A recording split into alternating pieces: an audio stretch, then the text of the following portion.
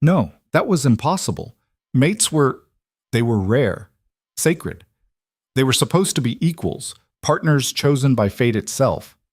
Not, not a king and a servant, not someone like him and someone like her. You're wrong, she whispered. I'm not. You have to be. I'm nobody. I scrub floors, I haul water. I don't even have a family name that means anything. I don't care. The words hit her like a physical blow. Eric's hand slid into her hair, tilting her face up. Every eye in the courtyard was on her now, and none of them were kind. Lady Seraphine stepped forward. Her? She said, her voice dripping with disdain. A servant? Eric's jaw tightened. Yes, this is a joke. It's not. Seraphine's eyes flicked to Alina, cold and cutting. Do you even know who she is? Where she came from? I don't care. You should. Seraphine moved closer, her voice dropping to something almost pitying. She's a Veil. They locked her in the North Tower. Not a dungeon, apparently that would have been too obvious, but a tower room with a single window, a narrow bed, and a guard stationed outside the door. Alina sat on the bed, knees pulled to her chest, and tried not to think. It didn't work. What the hell just happened? 12 hours ago, she'd been invisible, safe. Now she was at the center of a political firestorm, claimed by a king, hated by people she'd never even spoken to. And the worst part? She couldn't stop thinking about the way Eric's had looked at her, like she mattered, like she was worth burning the world down for. It was terrifying. The door opened. Alina looked up, expecting a guard. It was Eric's. He stepped inside, closing the door behind him. He looked exhausted, still in the same clothes from the ritual, dirt and leaves clinging to his boots. You shouldn't be here, Alina said. Probably not. He sat down on the floor across from her, back against the wall. For a moment, neither of them spoke. They want me to let you go, Eric said finally. Alina's chest tightened. Will you? No. Why not? He looked at her. You know why. Alina shook her head. This doesn't make sense. Mates are supposed to be, I don't know, equal. People who belong together. I'm a servant, a trader's daughter. You're a king. I know. Then why? Because I don't get to choose this. His voice was rough, raw. You think I wanted this? To walk into that hall and feel nothing for any of those women? To look at Lady Seraphine, perfect, political, safe, and feel absolutely nothing? Alina stared at him. Then you showed up, Eric's continued, and suddenly I couldn't breathe, couldn't think, couldn't do anything except find you. It's exactly how it works. He leaned forward, elbows on his knees. The bond doesn't care about status. It doesn't care about politics. It just is. Alina wrapped her arms tighter around herself. What if I don't want it? Eric's expression didn't change. Do you? She wanted to say yes, wanted to lie, to push him away, to make this easier, but she couldn't. I don't know, she whispered. Eric's nodded slowly. That's fair. He stood, and Alina felt a strange pang of loss. Where are you going? To deal with the mess I made. He paused at the door. But Alina? She looked up. I'm not letting you go, not because I'm forcing you, but because I think, deep down, you don't want me to. The door closed behind him. Alina sat in the silence, heart pounding, and realized he was right. The next 3 days were hell. Alina was confined to the tower, but she could hear everything, shouting in the courtyard, messengers arriving at all hours, rumors spreading like wildfire through the castle. The king had lost his mind. He'd chosen a servant over a noble. War was coming. On the third night, Mara snuck in. She slipped past the guard with a tray of food and locked the door behind her, eyes wide with fear and excitement. You're insane, she hissed. You know that, right? Alina almost laughed. Yeah, I know. Mara set the tray down and grabbed Alina's hands. What happened? They're saying you seduced him, that you used some kind of magic. I didn't do anything. Then why? I don't know, Mara. Alina pulled her hands free, frustration boiling over. I don't know why he chose me. I don't know what happens next, I don't know anything except that my life is over. Mara bit her lip. Maybe not. What? Lady Seraphine left this morning. Alina's stomach dropped. She left? Her and her father, the whole delegation, they're going back to the Southern Territories. Mara hesitated. Alina, they're talking about breaking the alliance, about war. Alina closed her eyes. This was her fault. There's more, Mara whispered. Of course there is. The king. He's not backing down.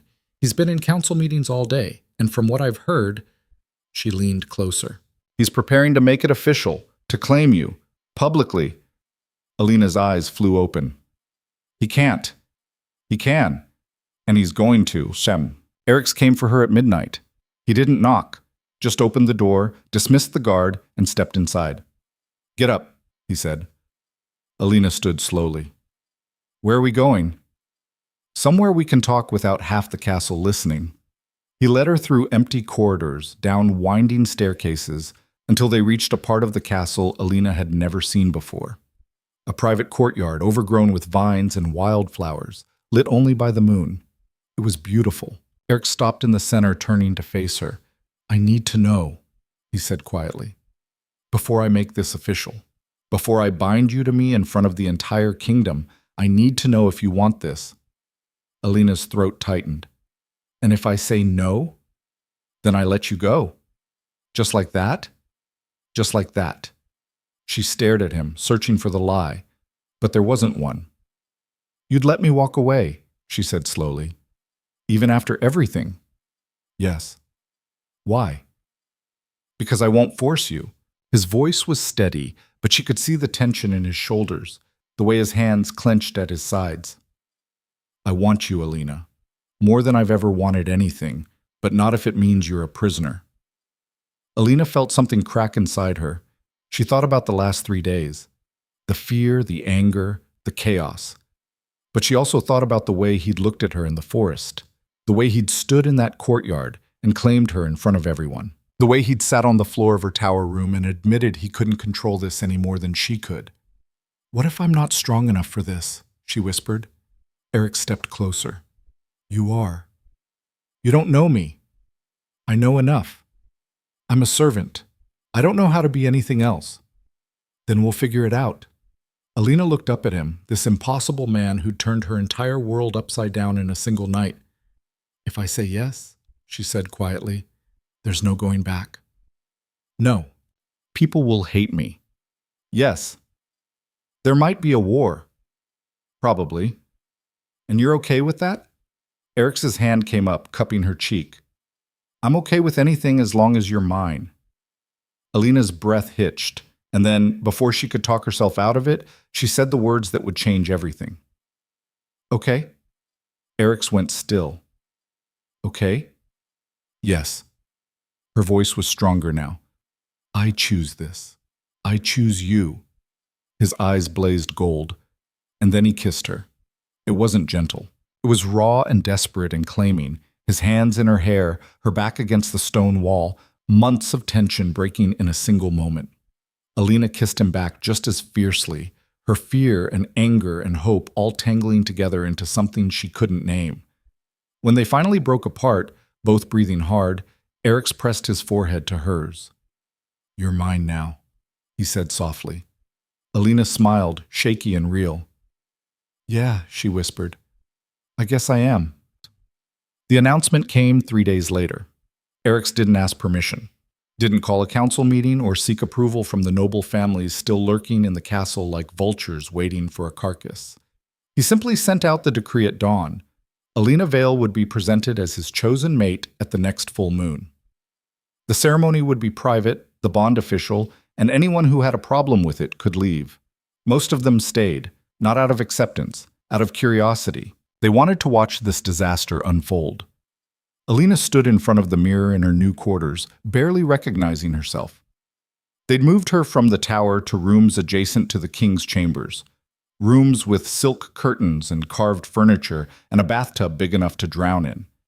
A team of handmaids had appeared that morning, faces pinched with barely concealed disgust, to dress her in something appropriate for a mate-to-be.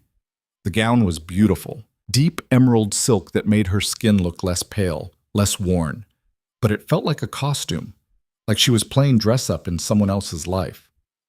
"Stop fidgeting," one of the handmaids snapped, yanking at the laces on Alina's bodice. Alina winced. "Sorry." The woman didn't respond, just pulled tighter, her movements sharp enough to hurt. The other handmaid, younger and quieter, caught Alina's eye in the mirror. There was something there. Not quite sympathy, but not hatred either. Just wariness. "Is it true?" the girl whispered. The older woman shot her a warning look. "Is what true?" Alina asked. "That you're really his mate, that the bond is real." Alina didn't know how to answer that. Was it real? She felt something when Eric's was near, that pull, that impossible gravity. But she didn't know if it was fate or desperation, or just her own stupid heart wanting something she had no right to want. "I don't know," she said honestly. The older handmaid scoffed. "Of course you don't. You're a veil. Your family didn't believe in fate either. Look where that got them." Alina's jaw tightened. "My family made their choices. I'm making mine. By seducing a king. I didn't—" "Save it." The woman stepped back, eyeing her work with cold satisfaction. "You can dress her up all you want. She'll still be a traitor's daughter underneath." She left without another word. The younger handmaid lingered, biting her lip. "I'm sorry. She lost family in the uprising. She's not usually this cruel." "It's fine," Alina said, even though it wasn't. The girl hesitated. "For what it's worth, I don't think you seduced him. I saw the way he looked at you in the courtyard. That's not politics. That's something else." She left before Alina could respond. Alina stood alone in the too big room, staring at her reflection. The girl in the mirror looked like someone important, someone who mattered. It was a lie, but maybe, if she pretended long enough, it would become true. Eric's found her on the battlements that evening. She'd escaped her rooms after the handmaids left, needing air, needing space. The castle felt like it was suffocating her. All those eyes, all that judgment pressing down until she couldn't breathe. Up here, the wind was sharp and cold, cutting through the expensive silk like it was nothing. She stood at the edge, hands gripping the stone, and stared out at the forest where this whole mess had started. "You're going to freeze to death," Eric said behind her. Alina didn't turn. Maybe that would be easier. She heard him move closer, felt the warmth of him at her back. "Having second thoughts?" His voice was carefully neutral. "I've been having second thoughts since the moment I opened my eyes in that tower." She finally looked at him. "But that doesn't mean I'm leaving." Something in his expression softened. "Good." He shrugged out of his coat and draped it over her shoulders.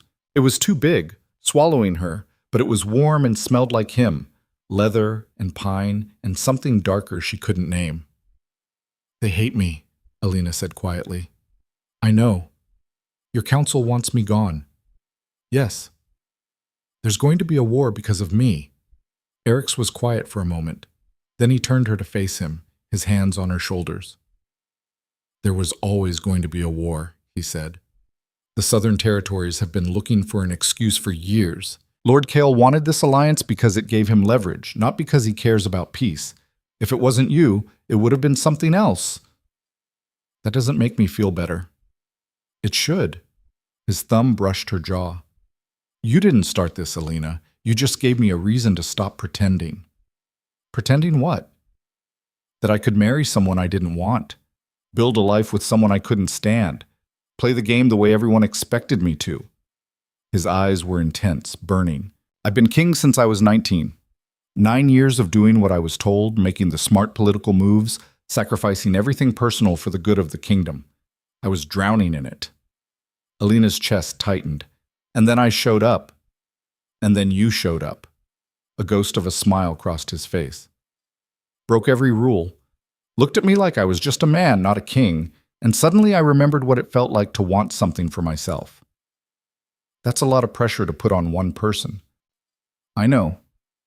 What if I disappoint you?" "You won't." "You don't know that." "I do." He pulled her closer. "Because you're already braver than half the people in that castle. You're standing here facing all of this when you could have run. That takes strength." Alina wanted to believe him, wanted to feel brave instead of terrified. But before she could respond, footsteps echoed on the stairs behind them. A guard appeared, breathless. "Your Majesty, we have a situation." Eric's expression went cold. "What kind of situation?" "Refugees at the southern gate claiming they're fleeing attacks from Lord Kale's forces." Alina felt Eric's go rigid. "How many?" 30, maybe more. They're asking for sanctuary." Eric swore under his breath. He looked at Alina, conflict warring in his eyes. "Go," she said. "I'll be fine." "Stay in your rooms. Don't go wandering." "I'm not a child." "Alina." His voice was sharp. "Please, just this once, listen to me." She nodded, even though she hated it. He kissed her forehead, quick, almost desperate, and then he was gone, the guard trailing behind him. Alina stood alone on the battlements, the wind biting through Eric's coat, and felt the weight of everything settling on her shoulders. War was coming, and it was her fault. She didn't go back to her rooms. Instead, she found herself wandering the lower levels of the castle, the parts she knew from her years as a servant. The kitchens were quiet at this hour, the fires banked, the long tables scrubbed clean. A few scullery maids huddled in the corner, talking in low voices. They went silent when they saw her. Alina almost turned around, almost left. But then Mara stepped out of the shadows. "You shouldn't be down here," she said. "I know." "They'll talk. Say you're putting on airs, that you've forgotten where you came from." "I haven't forgotten." Mara studied her for a long moment. Then she grabbed Alina's arm and pulled her into the back corridor, away from prying eyes. "What's going on?" Mara hissed. "Refugees showing up, the king locked in emergency meetings, guards everywhere." "Lord Kyle is making his move," Alina said. "The alliance is broken. He's attacking villages on the border." Mara's face went pale. "That's war." "I know. Because of you." The words hit like a slap. Alina knew Mara didn't mean them cruelly, just stating a fact. But it didn't make them hurt less. "I didn't ask for this," Alina said quietly. "I know you didn't." Mara's expression softened. "But that doesn't change what's happening. People are scared, Alina. They're looking for someone to blame." "And they've found me." "Yeah." Alina leaned against the wall, exhaustion crashing over her. "I don't know what to do." "You survive." Mara gripped her hand. "That's what we do, remember? We keep our heads down and we survive." "I can't keep my head down anymore." "Then you fight." Mara's voice was fierce. "You fight like hell, and you prove them all wrong." Before Alina could respond, shouting erupted from somewhere above them. Both women froze. "What was that?" Alina whispered. More shouting. The clash of steel. Mara's eyes went wide. "The refugees?" They ran. But the southern courtyard was chaos. Alina burst through the doors just in time to see guards surrounding a group of ragged, desperate-looking people. Men, women, children, all filthy, half-starved, terrified. And in the center, Eric stood facing a man Alina didn't recognize. He was tall, scarred, dressed in travel-worn leather. A sword hung at his hip. "I'm telling you," the man said, voice tight with barely controlled rage. "We didn't have a choice. Kale's forces burned our village 3 days ago, killed anyone who resisted. We ran. And I'm telling you," one of Eric's advisors snapped, "that we can't just take in every refugee who shows up at our gates. We don't have the resources." "We have plenty of resources," Eric's cut in. "That's not the issue." "Then what is?" "Whether these people are actually refugees or a Trojan horse." Eric's eyes were cold. "Lord Kale is many things, but he's not stupid. Sending people to infiltrate the castle would be exactly his style." The scarred man's jaw clenched. "We're not spies." "Then prove it." "How? You want me to bleed for you? Show you the burns on my daughter's back from where they threw her into the fire?" Eric's went still. The man gestured to a small girl clinging to a woman's skirts. She couldn't have been more than 6. Her dress was singed, her face hollow with trauma. "We're not your enemy," the man said quietly. "We're just trying to survive." Silence fell over the courtyard. Alina felt something crack in her chest. She knew that look, that desperation. She'd worn it herself for years. Before she could stop herself, she stepped forward. "Let them in." Every head turned toward her. Eric's eyes snapped to hers, sharp with warning. Alina, let them in, she repeated, louder this time. Give them food, shelter, medical care, whatever they need. One of the advisors laughed, actually laughed. And who are you to make that decision? Alina lifted her chin. I'm the woman your king chose. That gives me some authority, doesn't it? It gives you nothing, the advisor spat. You're a servant playing dress-up. You have no right. She has every right. Eric's voice cut through the courtyard like a blade. He moved to stand beside Alina, his presence radiating controlled fury. She is my mate, my chosen partner, and when she speaks, you listen. The advisor's face went red. Your Majesty, this is a security risk. Then we assess the risk. We don't leave people to die in the cold because we're afraid. Eric's looked at the scarred man. You and your people will be housed in the East Wing. Guards will be posted. You'll be fed and given medical attention. In return, you answer every question we have honestly. Understood? The man nodded, something like hope flickering in his eyes. Understood. Eric's gestured to the guards. See to it. As the refugees were led away, the advisors clustered around Eric's, voices raised in protest. Alina stood frozen, her heart pounding. She'd just made her first real decision as whatever she was now, and she had no idea if it was the right one. Eric's found her later that night, back in her rooms. She was sitting on the floor by the fire, still wearing the emerald gown, her hair falling loose around her shoulders. She'd tried to unlace the bodice herself and given up halfway through. He knelt beside her without a word and finished the job, his fingers deft and careful. You undermined me today, he said quietly. Alina's stomach dropped. I'm sorry. I didn't mean to. I'm not angry. She looked at him, surprised. Eric's expression was unreadable. You made the call I wanted to make, but couldn't. Not without looking weak. The council would have fought me for hours. A small smile tugged at his mouth. You just did it. Didn't ask permission. Didn't second-guess yourself. I thought you'd be furious. I was impressed. He brushed a strand of hair from her face. But you need to be careful. The advisors already hate you. Moves like that give them ammunition. I don't care what they think. You should. They have power, influence, and they're looking for any excuse to get rid of you. Alina pulled away, frustration bubbling up. Then what am I supposed to do? Stand there and look pretty? Let people suffer because I'm too afraid to act? No. But you can't save everyone, Alina. I can try. Eric studied her for a long moment. Then he sighed, pulling her against his chest. She went willingly, her head resting over his heart. You're going to make this harder than it needs to be, aren't you? He murmured. Probably. Good. He pressed a kiss to the top of her head. I don't want someone who makes it easy. I want someone who challenges me. Alina closed her eyes, letting herself believe, just for a moment, that this could actually work. The attack came 2 days later. Alina woke to screaming. She bolted upright, heart racing, and stumbled to the window. Fire lit up the southern edge of the castle grounds. People were running, guards shouting. The door to her room burst open. Get dressed, Eric's ordered, already in full armor. Now! What's happening? Lord Kael's forces. They breached the outer walls. Alina's blood went cold. The refugees were exactly what we feared. His voice was hard. They opened the gates from the inside.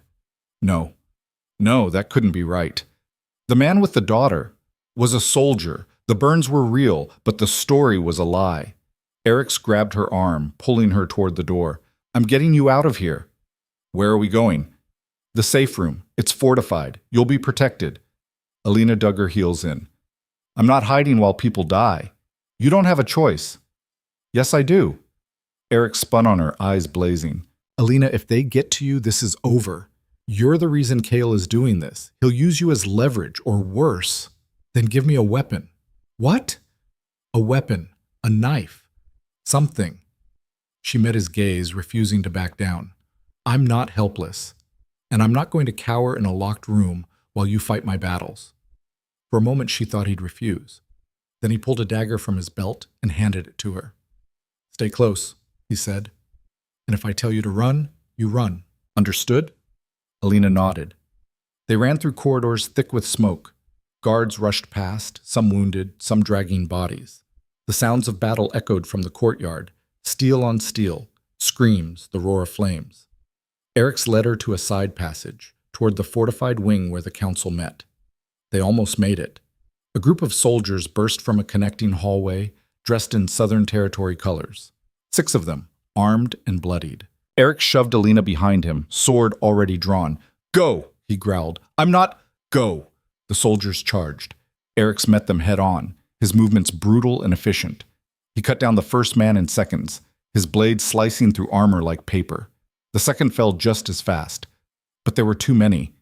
Alina saw one break away from the group, heading straight for her. She didn't think, just moved. The dagger felt foreign in her hand, but she gripped it tight and dodged the soldier's first swing.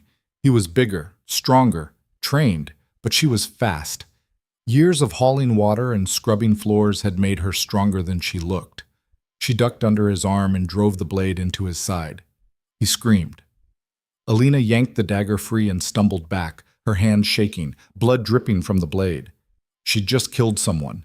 The soldier hit the ground, gasping, eyes wide with shock. Alina stared at him, bile rising in her throat. Then Eric's was there, grabbing her arm, pulling her away. "Move!" They ran. Behind them, more soldiers poured into the corridor. Eric's dragged her through a hidden door she'd never noticed before, slamming it shut behind them. The passage beyond was narrow, dark, lit only by scattered torches. "This leads to the eastern tower," Eric said, breathing hard. "From there, we can—" A crash echoed behind them. The door shuttered. They were breaking through. Eric swore and pushed Alina forward. "Run! Don't stop! Don't look back! What about you? I'm buying you time." "No." He kissed her, hard and desperate and final. "Run," he said against her mouth. Then he turned and drew his sword. Alina ran. She hated herself for it. Hated the tears streaming down her face, the way her legs kept moving even though every instinct screamed at her to go back. But she ran. The passage twisted and turned, the sounds of fighting fading behind her. She burst through a door at the far end and found herself in a small chamber she didn't recognize. And standing in the center of it, flanked by guards, was Lady Seraphine. Alina froze. Seraphine smiled, cold and sharp and triumphant. "Hello, Alina," she said. "We've been waiting for you." Alina's grip tightened on the dagger, blood still wet on the blade. Her heart slammed against her ribs so hard she thought they might crack. Seraphine looked different than she had at the ritual. No flowing gown, no carefully arranged hair. She wore riding leathers, practical and dark, and her expression was carved from ice.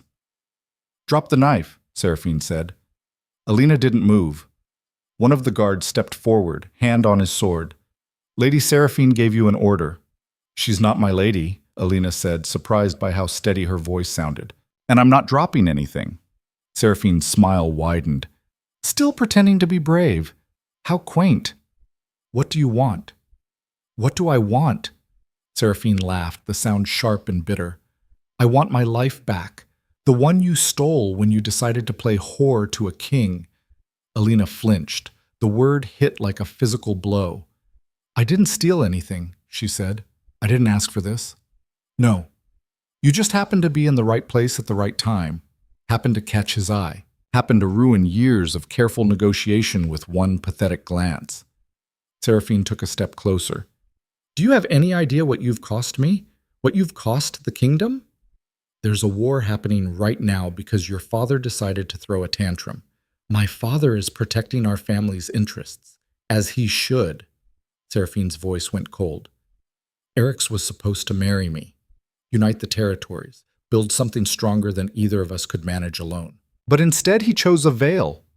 She spat the name like a curse. "A daughter of traitors," Seraphine continued. "A girl whose family tried to murder the previous king. Tell me, Alina, did you seduce him as revenge, a way to finish what your parents started?" "My parents are dead," Alina said quietly. "And I was 8 years old when they died. I don't even remember them. Convenient. It's the truth. The truth." Seraphine circled her slowly, a predator stalking prey. "You want the truth? Fine. Here it is. You're not his mate. There is no bond. You're just a distraction. A pretty little servant girl who made him feel like a hero instead of a king, weighed down by duty. Alina's chest tightened. You're wrong. Am I? Then why hasn't he claimed you yet? It's been weeks. If the bond was real, he would have completed the ritual by now, marked you, made it official. Seraphine stopped directly in front of her. But he hasn't, because deep down, he knows this is a mistake. Alina wanted to argue, wanted to throw Seraphine's words back in her face. But she couldn't, because Seraphine was right about one thing. Eric's hadn't completed the bond. He'd announced his intention, moved her into the castle, claimed her in front of the court. But the final ritual, the one that would tie them together permanently, hadn't happened. And Alina didn't know why. He's buying time, Seraphine said softly, reading her expression, trying to figure out a way to undo this without losing face. And when he does, you'll be cast out, erased, just like your family was. If that's true, Alina said slowly, then why are you here? Why bother with me at all? Seraphine's smile faltered, just for a second. And in that second, Alina understood. You're scared, she said. You're terrified that he won't change his mind, that the bond is real and you've already lost. I've lost nothing, Seraphine snapped. Then why stage an attack? Why work with your father to burn villages and breach the castle? If Eric's was going to choose you anyway, why not just wait? Seraphine's hand shot out, striking Alina across the face. Alina stumbled, her cheek exploding with pain. The dagger slipped from her grip, clattering to the stone floor. Before she could recover, the guards grabbed her arms, yanking them behind her back. She struggled, but they were too strong. Seraphine picked up the dagger, examining it with cold interest. This belonged to Eric's, didn't it? He gave it to you. How sweet. She turned the blade over in her hands. Here's what's going to happen, Seraphine said. You're going to write a letter, a confession, admitting that you conspired with the refugees to open the gates, that you've been working with my father all along to destabilize the kingdom. Alina's blood ran cold. No one will believe that. Won't they? You're a veil. Your family's legacy is treason, and you've been here in the castle with access to the king for weeks. Seraphine's smile was poison. It's the perfect story. The servant girl who seduced the king to get close enough to betray him. Eric's knows me. He'll know it's a lie. Will he? He barely knows you, Alina. A few stolen moments, a kiss in the dark. That's not knowing someone. That's infatuation. Seraphine leaned in close. And infatuation dies. Trust me. Alina tried to pull free, but the guards held firm. Write the letter, Seraphine said. Or I'll kill you right here and forge it myself. Either way, you're finished. Alina met her gaze, refusing to look away. No, she said. Seraphine's expression darkened. What? I said no. You want a letter, write it yourself, but I'm not giving you anything. For a moment, Seraphine just stared at her. Then she backhanded Alina again, harder this time. Stars exploded across Alina's vision. Blood filled her mouth. Stubborn little bitch, Seraphine hissed. Fine. We'll do this the hard way. She gestured to one of the guards. Take her to the cells. Make sure she doesn't have any visitors. And if she tries to escape... Seraphine's eyes were flat, emotionless. Kill her. The cells beneath the castle were worse than anything Alina had imagined.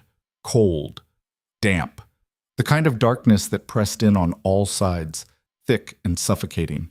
They threw her into a small stone room with no windows, just a heavy iron door and a single torch flickering in the corridor beyond. Alina collapsed against the wall, her whole body shaking. She'd killed a man tonight, watched Eric's fight for his life, been captured by the woman who hated her most in the world, and now she was trapped. She didn't know how long she sat there. Time felt meaningless in the dark.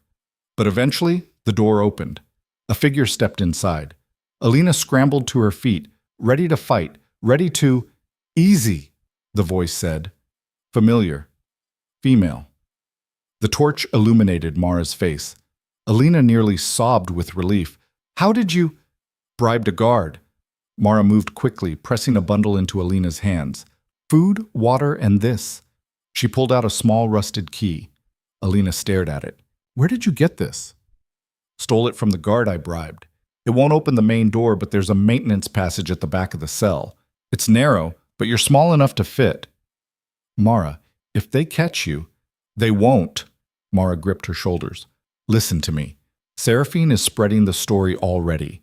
By morning, the whole castle will believe you're a traitor. Alina's stomach dropped. Eryx is fighting for his life in the Great Hall. Kael's forces broke through the inner defenses. It's chaos up there. Mara's voice cracked. You have to run, Alina. Get out of the castle. Find somewhere safe. I can't just leave him. You don't have a choice. If you stay, they'll kill you, publicly, and Eryx won't be able to stop it without looking weak. Alina shook her head, panic clawing at her throat. There has to be another way. There isn't. Mara pulled her into a fierce hug. I'm sorry. I'm so sorry. She pressed the key into Alina's hand and left before Alina could stop her. Alina stood alone in the darkness, the key cold against her palm. She could run, disappear, save herself. Or she could stay and fight. Neither option felt right. But she'd made her choice weeks ago, standing in that courtyard with Eryx's hand on her arm and the whole world watching. She'd chosen to stay. And she wasn't about to stop now. The maintenance passage was exactly as bad as Alina expected. Narrow, filthy. Crawling with rats and slick with something she didn't want to identify. She dragged herself through on her stomach, the walls pressing in so tight she could barely breathe. But it led up. And up meant out. She emerged in a storage room near the kitchens, covered in grime and gasping for air. Voices echoed from the corridor beyond, guards maybe, or servants. She couldn't tell. Alina crept to the door and peered out. The castle was in chaos. Fires burned in several courtyards. Bodies lay scattered across the stones, some in guard uniforms, some in Southern Territory colors. The fighting had moved inside, turning the once pristine halls into a battlefield. Alina's mind raced. She needed to find Eryx, needed to warn him about Seraphine's plan before it was too late. But where would he be? The Great Hall. Mara had said the fighting was concentrated there. Alina took a breath and ran. She stuck to the shadows, avoiding the main corridors, using every servant's passage she'd memorized over 6 years. Twice, she nearly ran into guards. Once she had to hide behind a tapestry while a group of soldiers dragged a wounded man past. By the time she reached the Great Hall, her lungs were burning and her hands were shaking. The doors were open. Inside, chaos reigned. Eryx stood at the center, surrounded by his personal guard, fighting off what looked like 24 men. His armor was dented, his face bloody, but he moved like death itself, brutal, efficient, unstoppable. Across the hall, Lord Kael watched from a raised platform, flanked by his own soldiers, and standing beside him, calm and composed, was Seraphine. Alina's blood boiled. She scanned the room, looking for a way in, a way to... A hand clamped over her mouth. Alina struggled, kicking backward, but the grip was iron. Stop, a voice hissed in her ear. Male. Unfamiliar. I'm not your enemy. Alina went still. The hand released her, and she spun around. The man was young, maybe 30, with dark hair and a scar running down the left side of his face. He wore no colors, no insignia, just black leather and a blade at his hip. Who the hell are you? Alina demanded. Someone who's been watching you very carefully. His eyes were sharp, assessing.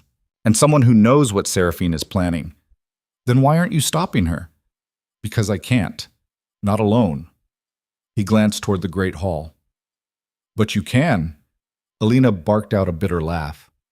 I'm a servant with a stolen knife. What exactly do you think I can do? More than you realize. The man pulled something from his pocket, a small, worn medallion. He pressed it into her hand. Do you know what this is? Alina stared at it. The design was familiar, a wolf's head surrounded by stars. She'd seen it before somewhere, but she couldn't place it. It's the Vale family crest, the man said quietly. Alina's head snapped up. What? Your family wasn't just traitors, Alina. They were protectors. Guardians of the old bloodlines, the ones that existed before the current royal family took power. That's not, my family tried to kill the king. Your family tried to stop a coup. The current king's father seized power illegally. He murdered the rightful heirs and rewrote history to make himself look like a savior. The man's voice was urgent. Your parents died trying to restore the true bloodline, and you, he pointed at the medallion. You're the last of that line. Alina's vision swam. No, that's not possible. It's why the bond exists, why Eric's recognized you even when you were hidden in the shadows. The old magic responds to true blood. He gripped her shoulders. You're not nobody, Alina. You never were. I don't understand. You don't have to. Not yet. He pushed her toward the hall. But right now, Eric's is losing. Kale's forces outnumber him 3-1, and Seraphine is about to make her move. What move? She's going to claim Eric's killed you. Use it to turn the remaining guards against him. Without proof you're alive, he can't defend himself. Alina's heart stopped. Then I need to get in there. Not like this. You walk in as a servant, they'll cut you down before you take 2 steps. He pulled a cloak from a nearby chest and threw it over her shoulders. But if you walk in as what you really are, a veil. A queen. Alina stared at him. You're insane. Probably. He smiled, sharp and dangerous. But so are you, or you wouldn't still be here. He wasn't wrong. Alina looked down at the medallion in her hand, at the crest she'd seen in old books, scratched into stone walls in forgotten parts of the castle. The symbol of a family she'd spent her whole life trying to forget. Maybe it was time to remember. She fastened the cloak and straightened her spine. What's your name? She asked. Kael. He drew his blade. And I'm with you. Whatever happens. Alina nodded. Then she walked through the doors. In. The great hall went silent. Every head turned toward her. Guards, soldiers, nobles. Even Eric's, in the middle of blocking a sword strike, froze. Alina forced herself to keep walking, 1 foot in front of the other, head high, shoulders back, like she belonged here, like she had every right to be here. Seraphine's face went white. What? How did you? Surprised to see me? Alina called out, her voice carrying across the hall. I thought you said I'd be dead by morning. Murmurs rippled through the crowd. Lord Kale stepped forward, eyes narrowed. Who is this? A traitor, Seraphine said quickly. A veil who infiltrated the castle. I didn't infiltrate anything, Alina interrupted. I was born here, raised here. I've scrubbed your floors and served your meals for 6 years. And the only traitors in this room are the ones who burned villages and murdered innocent people to further their own ambitions. She pointed at Seraphine. You staged this attack. You worked with the refugees to open the gates. You've been planning this for weeks, maybe longer. That's a lie, Seraphine hissed. Is it? Then why did I find you waiting for me in a locked chamber with your guards? Why did you try to force me to write a confession? More murmurs, louder now. Kale's expression shifted. Not quite belief, but doubt. She's lying, Seraphine insisted. Father, she's trying to… Enough! Eric's voice cut through the noise like a blade. He pushed through the shroud, blood dripping from a cut above his eye, his armor scored with fresh wounds. But his gaze was locked on Alina. Are you hurt? He asked quietly. Alina shook her head. I'm fine. You're sure? Yes. Relief flooded his face. Then his expression hardened and he turned to Seraphine. Explain, he said. Now. Seraphine lifted her chin. There's nothing to explain. She's a liar and she's wearing the veil crest. The hall went dead silent. Eric stared at the medallion around Alina's neck, his face unreadable. Where did you get that? He asked. It's mine, Alina said. It was always mine. Kale stepped forward from the shadows. The Vale family were the last protectors of the original bloodline, the ones your grandfather overthrew. Eric's eyes flicked to him. And who are you? Someone who spent 20 years trying to restore what was stolen. Kale's voice was steady. Alina Vale is the rightful heir to the Northern Territories, not by marriage, by blood. Chaos erupted. Nobles shouted. Guards drew weapons. Kale's face went purple with rage, but Eric's didn't move, just stared at Alina like he was seeing her for the first time. Is it true? He asked. Alina's throat tightened. I don't know. I didn't know any of this until 10 minutes ago. But the medallion was my mother's. I've had it my whole life. I never knew what it meant. Eric's took a step closer, then another, until he was standing directly in front of her. If this is true, he said quietly, everything changes. I know. You're not just my mate. You're a threat to your throne, Alina finished. I know that too.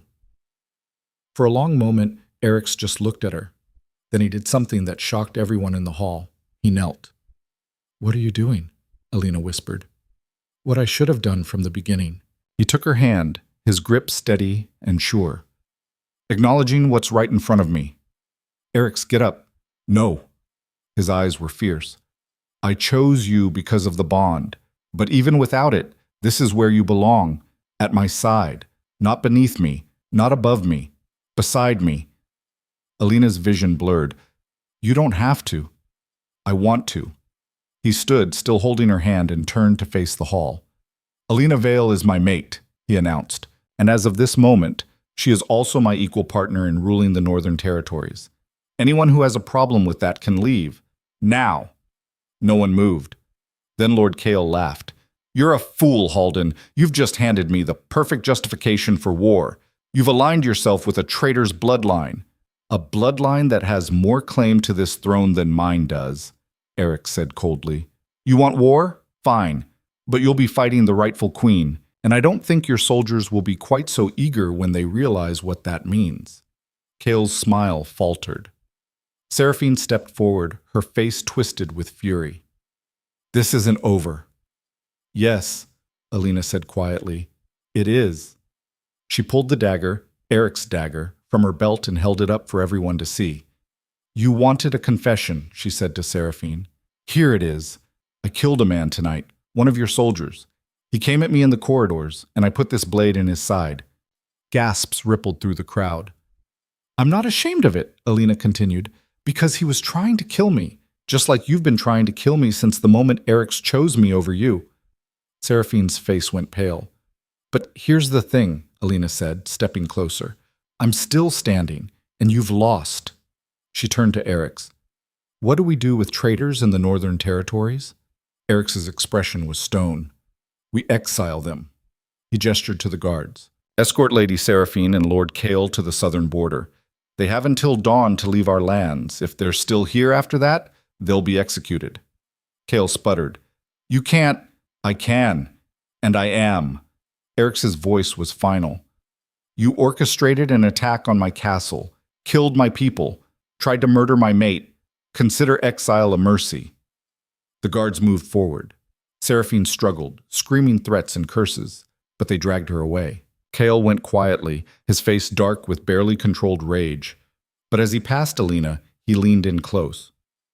This isn't over, he whispered. You think you've won? You've just painted a target on your back. And when I return, and I will return, I'm going to make you wish you died in that cell. Alina met his gaze without flinching. I'll be waiting, she said. He left, and the hall erupted in chaos once more, but this time it felt different, less hostile, more uncertain. Eric's pulled Alina close, his arm around her waist, and addressed the remaining nobles. Dawn is coming, he said. We have wounded to tend to, fires to put out, decisions to make. But tonight, you've all witnessed something important. The Northern Territories will not be intimidated. We will not bow to threats, and we will protect our own. He looked down at Alina. No matter who they are. Mom. Later, when the hall had cleared and the fires had been doused and the bodies had been carried away, Eric's took Alina to his private chambers. She was shaking, exhausted, running on nothing but adrenaline and fear. He sat her down by the fire and knelt in front of her, checking her for injuries. I'm fine, she said for the 10th time. You're not. I am. He found the bruise on her cheek where Seraphine had struck her. His jaw tightened. I should have killed her, he said quietly. You did the right thing. Did I? Alina cupped his face, forcing him to look at her. Yes. Killing her would have made her a martyr. Exiling her makes her powerless. Eric's leaned into her touch, closing his eyes. When I saw you walk through those doors, I thought I was hallucinating. I thought you were dead. I'm hard to kill, apparently. He laughed, a broken, exhausted sound. Yeah, you are. He rested his forehead against hers, and for a moment they just breathed together. Kale told me things, Alina said softly. about my family, about who I'm supposed to be. Do you believe him? I don't know. Maybe. She pulled back to look at him. Does it matter? To me? No. Eric's eyes were steady. I chose you before I knew any of this, and I'd choose you again. Even if it costs you everything? Especially then. Alina felt something break open in her chest, something that had been locked down tight for as long as she could remember. I love you, she whispered. Eric's went still. What? I love you. I don't know when it started, and I don't know if it's the bond or just me. But I do. And I need you to know that before. He kissed her, deep and desperate and full of everything he couldn't say. When they finally broke apart, he pressed his forehead to hers again. I love you too, he said roughly, and I'm not letting you go, ever. Alina smiled, shaky and real. Good, she said. Because tomorrow they'd have to face the consequences of tonight. The war that was coming. The nobles who still hated her. The impossible weight of a crown she never asked for. But tonight they had this, and for now, that was enough. Morning came too fast. Alina woke tangled in silk sheets, Eric's arm heavy across her waist, and for a moment everything felt almost normal. Then she remembered the attack, the exile, the revelation about her bloodline. She sat up carefully, trying not to wake him, but his eyes opened immediately, sharp and alert. What's wrong? He asked. Nothing, She gestured vaguely. I need air. He let her go, but she could feel his eyes on her as she crossed to the window. Outside, the castle looked like a war zone. Scorch marks blackened the courtyard stones. Broken weapons lay scattered everywhere. Workers were already hauling debris, but it would take weeks to repair the damage. Alina! She turned. Eric stood behind her, still shirtless, his skin marked with fresh bruises and half-healed cuts. We need to talk, he said. I know. About the claim, about... A knock at the door interrupted him. Eric swore under his breath and grabbed a shirt. Come in. Cale entered, his expression grim. We have a problem, he said without preamble. What kind of problem? Eric asked. The kind where Lord Cale didn't actually leave. Cale tossed a sealed letter onto the table. This arrived an hour ago, from the Southern Territories. Cale is declaring war, officially. And he's not coming alone. Alina's stomach dropped. What do you mean? He's called in reinforcements, the Western Alliance, the coastal provinces, everyone who's ever had a grudge against the Northern Territories. Cale's voice was flat. We're looking at a full-scale invasion, 3 fronts. Maybe 4. Eric's went pale. When? 2 weeks, maybe less. Silence filled the room. Then Eric's laughed, a cold, bitter sound. Of course, he said. Of course he did. He turned to Alina, his expression unreadable. Still want that crown? He asked quietly. Alina met his gaze and smiled. More than ever, she said. Because if there was one thing she'd learned in the last few weeks, it was this. She was done running. And whatever came next, war, death, the total destruction of everything she'd ever known, she was ready. The War Council met within the hour. Alina stood at Eric's side in the strategy room, surrounded by maps and battle plans and men who looked at her like she was either a miracle or a curse. The council members had changed since the attack. Half the old advisors were dead or missing. The ones who remained were younger, harder, less interested in politics, and more focused on survival. We can't win this, one of them said bluntly. His name was Gareth, a commander who'd lost an eye in the fighting. Not conventionally. Cale has triple our numbers, and that's before the other territories join him. Then we don't fight conventionally, Eric said. What does that mean? Eric looked at Alina. It means we use what they don't expect. Alina's stomach twisted. She knew what he was asking, what he wanted her to do. Step into the role she'd just learned existed, claim a birthright she didn't understand. Become a symbol. They won't accept me, she said quietly. Half the kingdom thinks I'm a traitor's daughter. The other half thinks I'm a servant who got lucky. Then we change their minds, Cale said from the corner. He'd been silent until now, watching the council with sharp eyes. The old families remember the veils. They remember what your bloodline represented. Chaos and rebellion, another councilman muttered. Justice and protection, Kael corrected. Before the current dynasty took power, the Vales were the guardians of the people. They answered to no king. They served the land itself. Fairy tales, Gareth scoffed. History, Kael shot back. History that was buried because it was inconvenient. But the people in the outer territories still remember. They still tell stories about the Wolf Queen who could call the forest to her aid, about the Vale who stood against armies and won. My mother? Alina asked. Kael nodded. Your mother, and her mother before her. The power runs in the bloodline. It's why Eryx recognized you even when you were hidden. The bond doesn't form randomly. It seeks balance, strength with strength. Alina's head spun. I don't have power. I can't. I've never done anything like that. Because you didn't know you could. Kael crossed the room and stood in front of her. But the bond changes things. It awakens what's dormant. You felt it, didn't you? When Eryx claimed you, something shifted. Alina wanted to deny it, but she couldn't, because he was right. Since that night in the courtyard, something had been different. She'd been stronger, faster, her senses sharper. She'd thought it was adrenaline, fear, survival instinct. But maybe it was something else. Even if that's true, she said slowly, I don't know how to use it. Then you learn, Eryx said. Fast. He turned to the council. We have 2 weeks before Kael's forces arrive. In that time, we fortify the eastern borders, call in every ally we have left, and prepare for a siege. He paused. And Alina rides to the outer territories. The room erupted. You can't be serious. She'll be killed. This is insanity. Enough! Eryx's voice cut through the noise. The outer territories are our best chance. They've been ignored by the crown for decades, taxed without representation, used as a buffer against external threats without receiving protection in return. They have no reason to love me. Then why would they help us? Gareth demanded. Because Alina isn't me. Eryx looked at her, and something fierce burned in his eyes. She's one of them, a daughter of the people. And if she can prove her bloodline, if she can show them the Vale crest and call on the old oaths, they'll answer. And if they don't?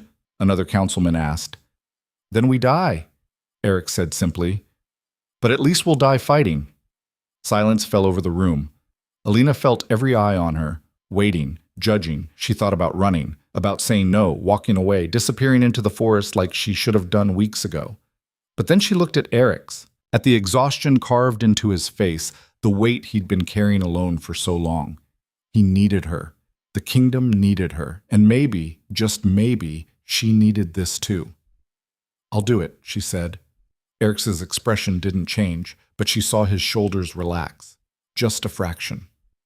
You'll take Kael, he said, and a small guard, fast horses, light armor. You need to move quickly. When do I leave? Dawn. Alina nodded. Her mouth was dry, her heart hammering, but she kept her voice steady. What do I say to them? The outer territories. How do I convince them? Eryx stepped closer, his hand finding hers. You tell them the truth, that the crown has failed them, that I've failed them, but that you're offering something different. What? A future where they matter, where their voices are heard, where the kingdom serves them instead of the other way around. His grip tightened. You give them hope, Alina. That's all anyone really wants. Alina spent the rest of the day preparing. Kael drilled her on the territories they'd visit, the names of the village elders, the grievances each community held against the crown, the old oaths that the Vales had sworn centuries ago. It was overwhelming, too much information, too fast, but Alina absorbed it all. She had to. That evening, Mara found her in the stables, checking her horse's tack. You're really doing this, Mara said. It wasn't a question. Yeah. You're insane. Probably. Alina adjusted the saddle, not looking up. But what's new? Mara was quiet for a moment. Then she laughed, sharp and bitter. Remember when our biggest problem was getting flogged for being late to the kitchens? Simpler times. I miss them. Me too. Mara stepped closer, her expression serious. Be careful out there. The outer territories are rough. People are desperate, and desperate people do stupid things. I'll be fine. Kael knows the area. And the guards, I'm not talking about bandits or wild animals. Mara gripped her arm. I'm talking about hope. You're going to walk into those villages and offer them something they haven't had in years. And if you can't deliver, if this doesn't work, they'll hate you more than they ever hated the crown. Alina met her eyes. I know. Do you? Because once you promise them something, there's no taking it back. You fail, and you don't just lose the war. You break them. I won't fail. You can't know that. I have to believe it. Alina's voice was fierce. Because if I don't, what's the point? Mara stared at her for a long moment. Then she pulled Alina into a tight hug. I really hope you know what you're doing, she whispered. Alina hugged her back, hard. So do I, she said. They left at dawn, just as Eric's had ordered. 6 riders in total. Alina, Kael, and 4 guards handpicked by Eric's himself. All of them young, all of them loyal, all of them expendable if things went wrong. Alina tried not to think about that. Eric's met her in the courtyard as she mounted her horse. He looked like he hadn't slept. Second thoughts? He asked quietly. About 100. She managed a smile. But I'm still going. He reached up, his hand cupping her face. Come back to me. I will. Promise. I promise. He kissed her, soft and desperate, and full of everything they didn't have time to say. When he pulled back, his eyes were fierce. You're stronger than you know. Don't forget that. Alina nodded, not trusting her voice. Then she turned her horse and rode through the gates. She didn't look back. The outer territories were worse than Alina had imagined. Barren fields, crumbling homes, villages that looked like they'd been abandoned decades ago but were somehow still clinging to life. The people were thin, wary, their eyes hollow with hunger and exhaustion. The first village they visited was called Ashford. It had maybe 200 people left. Most of them were too old or too young to fight. The ones in between had either died in Kael's raids or fled to larger cities. The village elder was a woman named Thorn. She was in her 60s, bent with age but sharp-eyed and sharper-tongued. She looked Alina up and down when they arrived, her expression unreadable. So, Thorn said, you're the one they're calling the Wolf Queen. Alina dismounted, her legs stiff from hours of riding. I'm Alina Vale, and I'm here to ask for your help. Help? Thorn laughed, the sound bitter. The crown has bled us dry for 20 years, and now you want help? I'm not the crown. No, you're wearing their colors, riding with their guards, sleeping with their king. Alina flinched. It's more complicated than that. It always is. Thorn turned to walk away. We don't have food to spare. We don't have men to spare. And we sure as hell don't have faith to spare. So unless you're here to offer something real, you can turn around and ride back to your castle. I'm offering you a voice, Alina said. Thorn stopped. I'm offering you a seat at the table, Alina continued. A say in how the kingdom is run, the taxes you pay, the laws you follow. I'm offering you the chance to be more than just bodies the crown uses when it's convenient. Thorn turned slowly. And why would we believe you? Alina pulled the medallion from beneath her shirt. The veil crest gleamed in the afternoon light. Because my family fought for this before, and they died for it, and I'm not going to let that be for nothing. Thorn's eyes widened. She stepped closer, staring at the crest like it was something holy. Where did you get that? She whispered. It was my mother's. Your mother. Thorn's hand trembled as she reached out, almost touching the medallion, but not quite. What was her name? Lyra. Lyra Vale. Thorn's face crumpled. Stars above. I knew her. She came through here once, when I was a girl. She stopped a raid, saved half the village. Her eyes filled with tears. We thought the bloodline was gone. It's not, Alina said quietly. I'm here, and I need you to trust me. Thorn stared at her for a long moment. Then she dropped to one knee. The outer territories remember, she said, and we honor our oaths. One by one, the other villagers knelt. Alina's throat tightened. She hadn't expected this, hadn't expected them to believe her so quickly. Get up, she said. Please. I'm not a queen. I'm just... You're a Vale, Thorn said firmly, That's enough. She stood, and the others followed. What do you need? Thorn asked.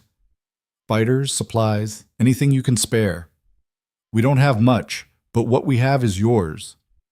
Thorn's expression hardened. Kale burned 3 of our sister villages last month. If you're going to fight him, we're with you. Alina felt something loosen in her chest.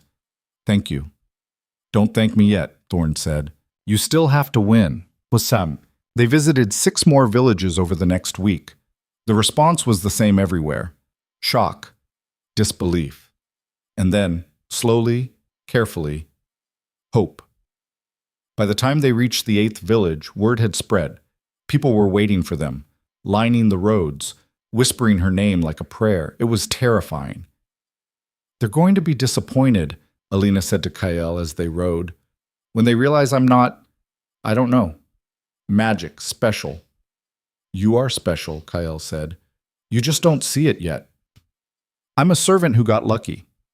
You're a woman who survived 6 years in a castle that wanted her dead, who looked a king in the eye and didn't flinch, who walked into a war zone and decided to stay. Kael's voice was steady. That's not luck, that's strength. Alina wanted to argue, but she was too tired. That night they camped in a forest clearing. The guards built a fire while Kael and Alina went over the route for the next day. 3 more villages, Kael said, tracing the map. Then we loop back to the castle. Should take 4 days if we push hard. And Kael's forces?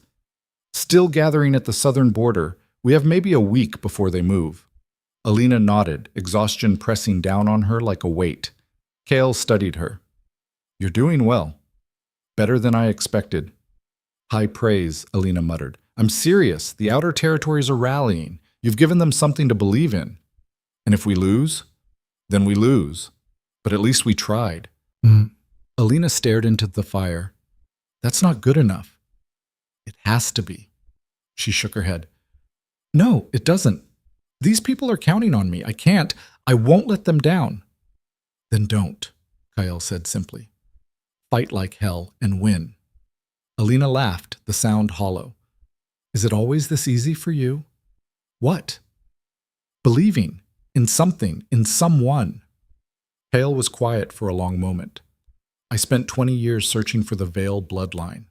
20 years hoping it wasn't gone. That maybe somewhere there was still a chance to fix things. He looked at her. You're that chance, Alina. So no, it's not easy. It's terrifying. But I believe in you anyway. Alina didn't know what to say to that, so she just nodded and hoped it would be enough. The attack came on the 10th night. They were camped in a ravine, sheltered from the wind, the guards rotating watch. Alina had just fallen asleep when the screaming started. She bolted upright, grabbing the dagger she'd kept under her bedroll. Shadows moved at the edge of the firelight. Too many. Too fast. Ambush! One of the guards shouted. Then the arrows started. Alina dove behind a rock, her heart slamming. Kael was beside her a second later, sword drawn. Bandits? She gasped. Worse. Kael's face was grim. Kael's scouts. They found us. Of course they did. Alina peeked around the rock, at least a dozen men, maybe more, moving through the trees with military precision. This wasn't a random attack. This was an execution. We need to move, Kael said. Now. The guards are buying us time. Don't waste it. He grabbed her arm and pulled her into the trees. Behind them, steel clashed. Men screamed. The sounds of battle echoed through the ravine. Alina's lungs burned as they ran. Branches tore at her clothes. Roots caught at her feet. She stumbled, caught herself, kept going. A figure appeared in front of them. Kael reacted instantly, his blade flashing. The man went down. But there were more. Always more. They burst into a clearing and Alina realized they'd run out of room. A cliff dropped away on 3 sides. The only way out was back the way they came, where at least 6 soldiers were closing in. This is bad, Alina said. Yeah. Kael moved in front of her, sword raised. When I say run, you run. Don't look back. Don't stop. Just, I'm not leaving you. Alina, I'm not leaving you. The soldiers emerged from the trees. Their leader was a man Alina recognized from the castle attack. Tall, scarred. One of Kael's personal guard. Alina Vale, he said, his voice cold. Lord Kale sends his regards. Tell him to go to hell, Alina shot back. The man smiled. Brave. I'll make sure that's noted in the report. He gestured to his men. Take her alive. Kill the rest. The soldiers moved forward. Kyle braced himself, ready to fight, and Alina felt something snap inside her. She didn't think, didn't plan, just let go. The world tilted. Power surged through her, raw and wild and overwhelming. It burned in her veins, scorching everything in its path. She gasped, her knees buckling, but she didn't fall, because suddenly she wasn't alone. The forest came alive. Roots erupted from the ground, wrapping around the soldiers' legs. Branches whipped down from above, striking with brutal force. The trees themselves seemed to bend, creating barriers, blocking escape routes. The soldiers screamed. Alina stood at the center of it all, her hands glowing with a faint silver light, her eyes blazing gold. She felt every tree, every root, every living thing in the forest, and they answered to her. Stop, she said. Her voice wasn't loud, but it carried. Everything went still. The soldiers were trapped, held in place by roots and branches. Some were unconscious, others stared at her in terror. The leader was on his knees, blood dripping from a cut on his forehead. Alina walked toward him slowly. Tell Kale, she said quietly, that the Wolf Queen is real, and she's coming for him. The man's eyes widened.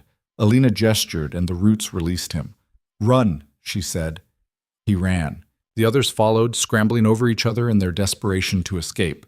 When they were gone, the forest relaxed. The roots retreated, the branches lifted, and Alina collapsed. Kale caught her before she hit the ground.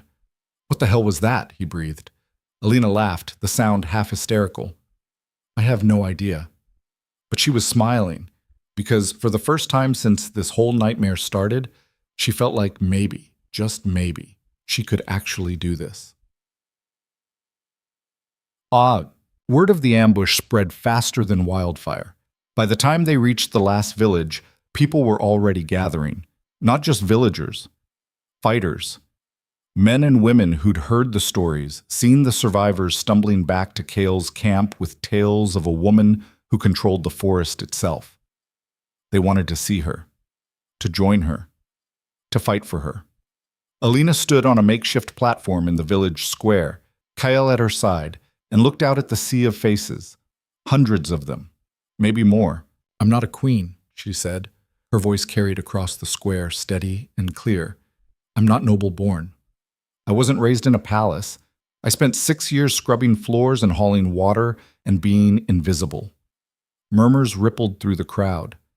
But I'm a Vale, she continued, and my family fought for you, died for you, because they believed in something bigger than themselves. They believed that people mattered, that your lives, your voices, your futures, they mattered. She paused, meeting as many eyes as she could. I can't promise you victory. I can't promise you'll survive what's coming, but I can promise you this. If you fight with me, you'll be seen, you'll be heard, and you'll have a say in the future we build together. Silence. Then one person stepped forward. A man, middle-aged, with the scars of a veteran. He knelt. For the Vale bloodline, he said. Another person knelt. Then another. Then 10. Then 100. Until the entire square was on their knees. Alina's vision blurred. She hadn't expected this. Hadn't expected them to believe. But they did. And as she stood there looking at the army that had just sworn themselves to her, she realized something. She wasn't invisible anymore. And she never would be again. They rode back to the castle 4 days later. The outer territories had sent 2,000 fighters, not enough to match Kale's forces, but enough to make a difference, enough to give them a chance. When the castle came into view, Alina felt something settle in her chest. Relief, exhaustion, and something else. Purpose. Eric's was waiting in the courtyard when they arrived. He looked like he'd aged 10 years in the 2 weeks she'd been gone, but when he saw her, his whole face transformed. He pulled her off her horse and into his arms, holding her so tight she could barely breathe. You did it, he said against her hair. We're not done yet. I know, but you did it. He pulled back, framing her face with his hands. The outer territories are with us. You gave them hope. You gave me hope. Alina smiled, exhausted and exhilarated and terrified all at once. Then let's not waste it, she said. Behind them, the army from the outer territories filed into the courtyard, 2,000 strong, ready to fight, ready to die if necessary. And standing at the front, Thorn raised her fist.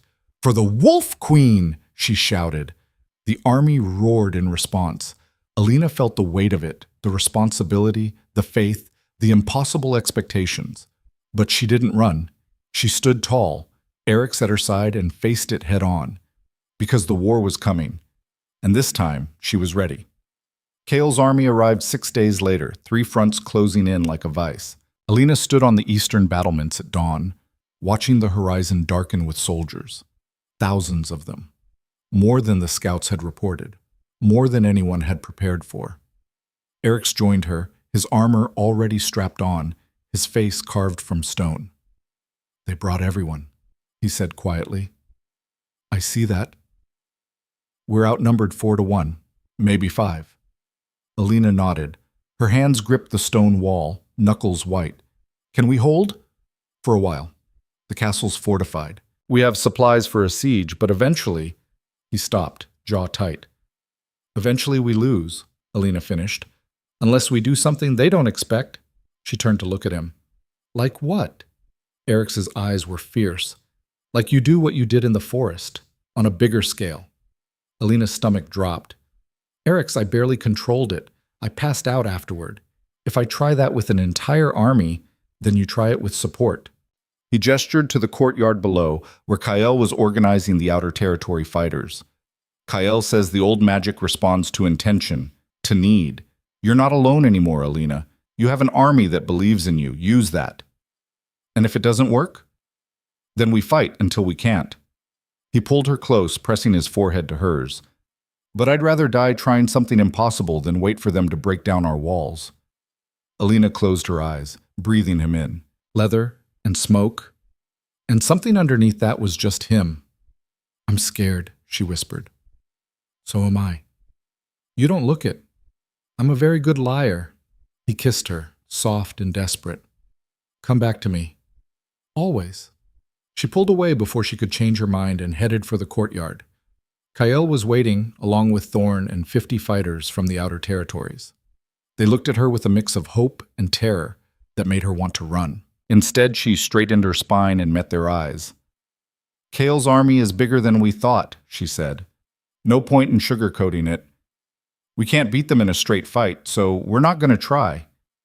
"What's the plan?" Thorn asked. "The forest." Alina gestured toward the tree line that bordered the eastern approach. "It's our advantage. Kael's forces will have to march through it to reach the castle. If we can turn it against them—" "You want to weaponize the entire forest," Kael said slowly. "Yes." Murmurs rippled through the group, some excited, some skeptical. "Can you do that?" one of the fighters asked. "I don't know," Alina admitted, "but I'm going to try." They positioned themselves at the forest's edge 2 hours before Kael's forces were expected to arrive.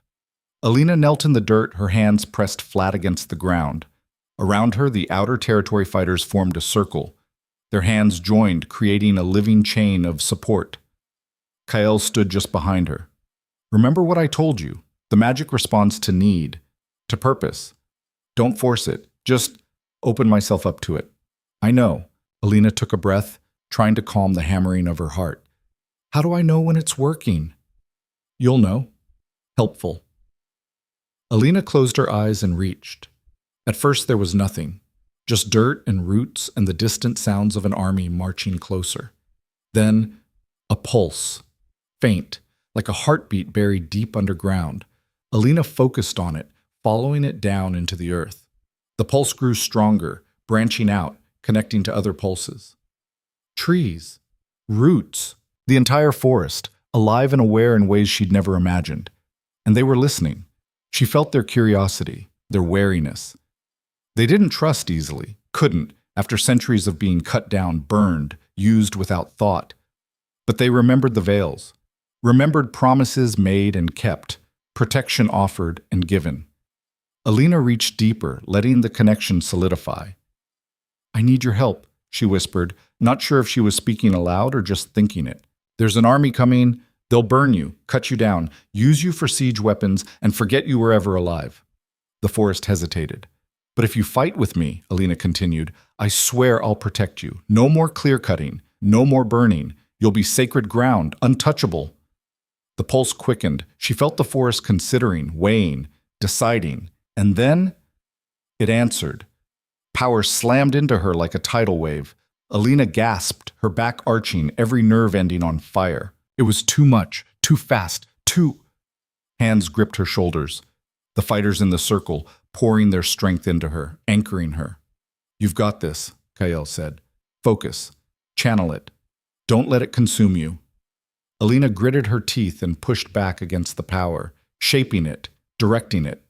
The forest responded. Roots began to shift beneath the earth. Trees creaked, their branches moving like limbs stretching after a long sleep. The ground itself seemed to ripple, rearranging, preparing. And in the distance, Alina felt Kael's army enter the tree line. Now, she breathed. The forest struck. The first wave of soldiers didn't even see it coming. Roots erupted from the ground, wrapping around ankles, yanking men off their feet. Branches whipped down from above, striking with brutal precision. Trees fell across paths, creating barriers, forcing the army to split and scatter. Chaos erupted. From her position at the forest's edge, Alina felt every movement, every shift. It was overwhelming, like trying to conduct an orchestra while being part of it. But the fighters around her kept her grounded, their presence a steady anchor. They're breaking formation, Kael said, watching through a gap in the trees. Trying to regroup. Don't let them. Alina pushed harder. The forest responded, intensifying the assault. Vines dropped from canopy, entangling weapons. Thorns sprouted from previously smooth bark, tearing at exposed skin. Even the air seemed to thicken, making it harder to breathe, harder to move. The army retreated. But Kael wasn't stupid. He'd expected resistance. A horn sounded, and the second wave attacked with fire. Torches lit up the forest. Men with oil-soaked rags set flames to everything they could reach. Trees screamed. Alina felt it, a searing pain that shot through the connection and made her cry out. They're burning it, she gasped. Then fight back, Kael said. Show them what happens when they hurt what's yours. Alina's vision blurred with tears and rage. She reached deeper into the earth, past the roots, past the trees to the water table below. And she pulled. Water surged upward, erupting from the ground in geysers. It doused the flames, flooding the paths, turning the forest floor into a swamp. Soldiers slipped, fell, struggled to keep their footing, and the forest pressed its advantage. Mud sucked at boots. Roots tightened around legs. The trees themselves seemed to close in, creating a maze that shifted and changed, making retreat impossible. Kael's army was trapped. The battle raged for hours. Alina lost track of time, lost track of everything except the connection to the forest and the desperate need to hold it together. Her body ached, her head pounded. Blood dripped from her nose, but she didn't stop, couldn't stop. Around her the fighters chanted, old words in a language she didn't know but somehow understood. Support, strength, unity. And slowly, impossibly, the tide turned. Kael's forces broke. They retreated from the forest in disarray, leaving behind weapons, supplies, wounded men. The western and southern fronts, hearing the chaos, hesitated, unsure whether to advance or fall back. That hesitation was all Eric's needed. He led a cavalry charge from the castle gates, hitting the western front hard and fast. The outer territory fighters followed, their battle cries echoing across the field. It wasn't a clean victory. It was brutal and bloody and desperate. But they held. As the sun began to set, Kael's remaining forces retreated beyond the valley, regrouping for what everyone knew would be a final assault. Alina released the connection to the forest and collapsed. Broke down. She woke in her quarters, every muscle screaming. Eric sat beside the bed, his armor off, his face haggard. "You've been out for 8 hours," he said quietly. "Did we win?" "We survived. That's close enough."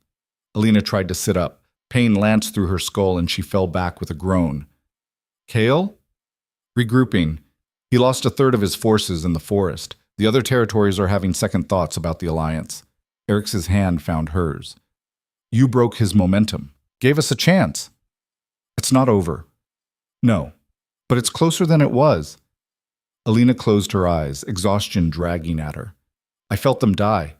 The soldiers in the forest, every time a root tightened or a branch fell, I felt it. Eric's grip tightened. I'm sorry. Don't be. They were trying to kill us. She opened her eyes. But it doesn't make it easier. It shouldn't. The moment it becomes easy is the moment you've lost something important. They sat in silence for a while, her hand in his, the weight of everything settling between them. Then Alina said, I want to finish this, today, before he has a chance to regroup. Eric stared at her. You can barely stand. I don't need to stand, I just need to talk. To who? Kale, face to face, no armies, no proxies, just us. He'll kill you. Maybe, but I don't think so. Alina sat up slowly, ignoring the way the room spun. He wanted a war, wanted to prove the crown was weak, but what he really wants is legitimacy, recognition. What are you saying? I'm saying we give him a choice. Bend the knee or face annihilation. She met Eric's eyes. Not from you, from me. Understanding dawned on his face. The Wolf Queen. Exactly. He's been fighting a king, but he doesn't know how to fight a myth. Eric studied her for a long moment. Then he smiled, sharp and fierce and proud. You're terrifying, he said. I know. I love you. I know that too. He kissed her, and for a moment the war and the pain and the impossible weight of everything else faded. Then he pulled back. How do we arrange a meeting? Send a messenger. Tell him the Wolf Queen requests his presence. Neutral ground. Sunset. And if he refuses? He won't. His ego won't let him. Kale arrived at the neutral ground with 50 soldiers. Alina came with 5. Eric's, Kale, Thorn, and 2 guards. That was it. The meeting place was a clearing halfway between the castle and Kale's camp. No cover, no advantage for either side. Kale dismounted, his face twisted with fury and something else. Fear, maybe. Or respect. So, he said, looking Alina up and down. The servant girl who thinks she's a queen. The traitor who thinks he's a liberator, Alina shot back. Kale's jaw tightened. You cost me 1,000 men yesterday. You cost yourself those men when you attacked my home. Your home? He laughed. You're a Vale. You have no home. Your family was wiped out for treason. My family fought for justice, something you wouldn't recognize if it stabbed you in the chest. Alina stepped forward. But I didn't come here to debate history. I came to offer you a choice. I'm listening. Withdraw your forces. Acknowledge my claim to the Vale bloodline. Swear an oath to the Northern Territories, and in return, I'll grant the Southern Territories representation in the new council. Your people will have a voice, real power, not just what the crown decides to give you. Kale stared at her. You're serious? Completely. And if I refuse? Then I'll destroy you. Alina's voice was cold. The forest was just the beginning. I can call the earth itself to swallow your army. I can turn the rivers against you. I can make this land so hostile you'll beg to retreat. You're bluffing. Am I? She reached down, touching the ground. Power flared, just a taste, and the earth beneath Kale's feet trembled. His soldiers stumbled, hands going to their weapons. Alina released it, and the trembling stopped. I don't want war, she said. I want peace, but I'll burn the world down before I let you destroy what I've built. Kale's face was pale. Behind him, his soldiers looked uncertain. You expect me to bow to you? He said quietly. After everything? I expect you to be smart. You've lost 1/3 of your army. The Western Alliance is wavering. The coastal provinces never fully committed. You're isolated, outmaneuvered, and fighting an enemy you don't understand. Alina stepped closer. You wanted to prove the crown was weak. You succeeded. Eric's is willing to share power, to build something new. But that only works if you're willing to stop fighting long enough to see it. Silence stretched between them. Then Kale said, And Seraphine? Exiled. She's not coming back. She was my daughter. She tried to have me killed. Multiple times. I'd say we're even. Kale's expression was unreadable. Then, slowly, he turned to his soldiers. Stand down, he ordered. They hesitated. I said stand down. weapons lowered. Kale turned back to Alina. He didn't kneel, didn't bow, but he held out his hand. "The Southern Territories will honor the truce," he said. "For now." Alina took his hand. His grip was firm, testing. "For now is enough," she said. They shook, and the war ended. The formal ceremony happened 3 days later. Alina stood in the Great Hall, the same hall where she'd first been claimed, where everything had started. But it looked different now. The scorch marks had been scrubbed away, the broken stones repaired.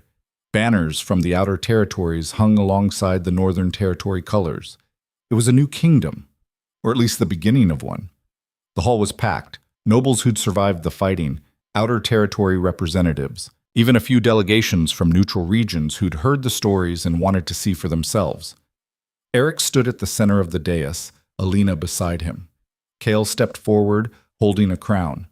Not the traditional heavy gold monstrosity, something simpler. Silver, woven with vines and set with stones that looked like stars. "Alina Vale," Kale said, his voice carrying across the hall. "Daughter of Lyra, last of the Vale bloodline, protector of the old ways and guardian of the new. Do you accept the responsibilities of this office?" Alina's heart hammered. She looked at Eric's. He smiled, steady and sure. "I do," she said. Kyle placed the crown on her head. The hall erupted in cheers. Not everyone was happy. Alina could see the sour faces, the nobles who'd never accept her. But they were drowned out by the outer territory fighters, by the common people who'd been allowed into the hall for the first time in history. Eric's took her hand, raising it high. "Your queen," he said simply. The cheers grew louder. Alina stood there, feeling the weight of the crown, the weight of everything she'd fought for, and tried not to cry. She didn't entirely succeed. Later, when the ceremony was over and the nobles had dispersed and the castle had finally gone quiet, Alina found herself back on the battlements, the same place where this had all started. Eric's joined her, wrapping his arms around her from behind. "Having second thoughts?" he murmured. "About 1,000. She leaned back against him. "But I'm not running." "Good, because I'd have to chase you again, and I'm getting too old for that." She laughed, the sound light and real. "You're 28, 29 next month, practically ancient." They stood in comfortable silence, watching the stars. "What happens now?" Alina asked. "Now? We rebuild, establish the council, figure out how to actually govern." Eric's pressed a kiss to her temple. "And we complete the bond." Alina's breath caught. "You're sure?" "I've been sure since the moment I saw you." He turned her to face him. "The only question is whether you're sure." Alina looked at him. This impossible man who'd chosen her when he had every reason not to, who'd fought for her, believed in her, stood beside her when the world said she didn't matter. "I'm sure," she said. His eyes blazed gold. "Then let's do it properly this time." "What?" The bonding ceremony was private. Just them, Kale as witness, and the forest as sanctuary. They stood in the clearing where Alina had first awakened the old magic, surrounded by trees that bent close like they were listening. Kyle spoke the old words, the vows that bound two souls together permanently. No politics, no spectacle, just truth. Eric's hand was steady in hers as they repeated the oaths. And when the final words were spoken, when the bond snapped into place, it was like coming home. Alina felt him, not just physically, but deeper. His thoughts, his emotions, his very essence intertwined with hers. It was overwhelming and perfect and terrifying all at once. She looked up at him, tears streaming down her face. "I feel you," she whispered. "I feel you too." His thumb brushed away her tears. "Always." They kissed as the forest erupted around them, flowers blooming out of season, vines weaving through the trees, the very air shimmering with magic. The bond was complete, and Alina Vale, servant girl, trader's daughter, and wolf queen, was finally, impossibly, exactly where she was supposed to be.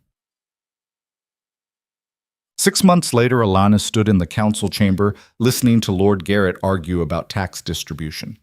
It was boring, mind-numbingly boring, but it was also important. She caught Eric's eye across the table. He looked as bored as she felt, but he winked at her, and she had to bite back a smile.